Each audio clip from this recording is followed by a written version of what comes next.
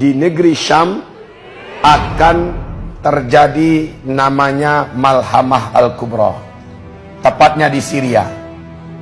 Dalam bahasa terjemahan kita, pembantaian terbesar, artinya perang yang sangat besar antara Rum dengan umat Islam, antara Rum dengan umat Islam.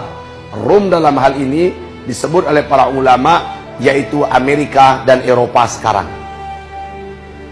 Dalam Injil dan Taurat, Malhamah Al-Kubra ini mereka bahasakan dengan Armageddon. Ada apa sebenarnya? Perhatikan baik-baik. Di Irak akan ditemukan gunung emas, kata Rasulullah SAW, setelah mengeringnya sungai Efrat. Dan sungai Efrat sekarang sudah kering sejak 2014. George Bush sudah mengumumkan di Irak ada gunung emas yang sangat besar. Amerika memastikan gunung emas ini jadi milik mereka. Rusia yang ada di sini menyadari betul bahwa lumbung emas terbesar di dunia ternyata ada di Irak. Subhanallah, ini hadisnya sahih, di mana Nabi mengatakan akan tidak terjadi kiamat sampai mengering terlebih dahulu sungai Efrat. Bila sungai Efrat mengering, akan ditemukan gunung emas. Sungai Efrat telah kering 2014. George Bush mengumumkan bahwa satelit mereka sudah menemukan adanya gunungan emas yang besar di Irak. Kata Rasulullah, seluruh laki-laki di muka bumi akan membawa senjata mereka menuju kemari untuk memperebutkan gunung emas itu. Dalam setiap 100 orang laki-laki yang perang di sana, mati terbunuh 99. Cuma satu yang bertahan hidup. Setiap mereka berkata, semoga satu orang yang hidup itu sayalah orangnya. Di riwayat yang lain, Nabi tidak berharap satupun umatnya yang ikut berperang demi memperebutkan emas di Irak. Rusia menyadari, India menyadari, Cina menyadari, ya, Blok Timur menyadari bahwa masa depan dunia itu kekayaan terbesarnya ada di Irak.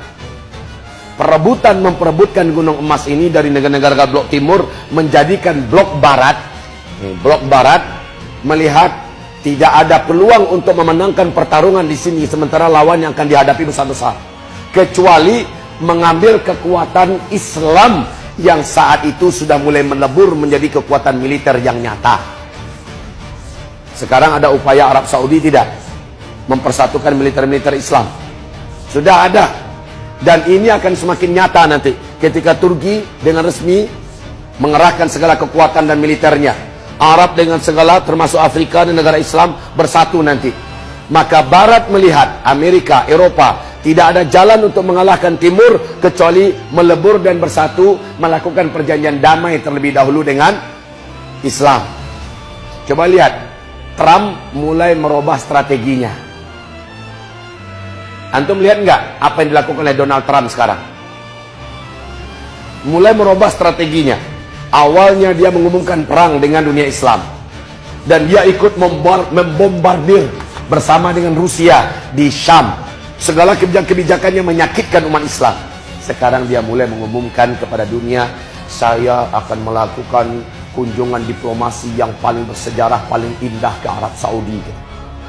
Lalu saya akan berkunjung ke negeri Arab lainnya dalam rangka memperkuat hubungan bilateral di antara negara-negara ini. Sadar dia bahwa kekuatan Blok Timur yang besar dan kuat ini, Cina, Rusia, India, Iran dan lain-lainnya, tidak akan mungkin ditaklukkan oleh mereka yang secara finansial, secara ekonomi, secara militer sudah ngap-ngapan. Kecuali mereka mengajak kekuatan Islam yang ada di tengah-tengah sebagai bahagian daripada sekutu mereka.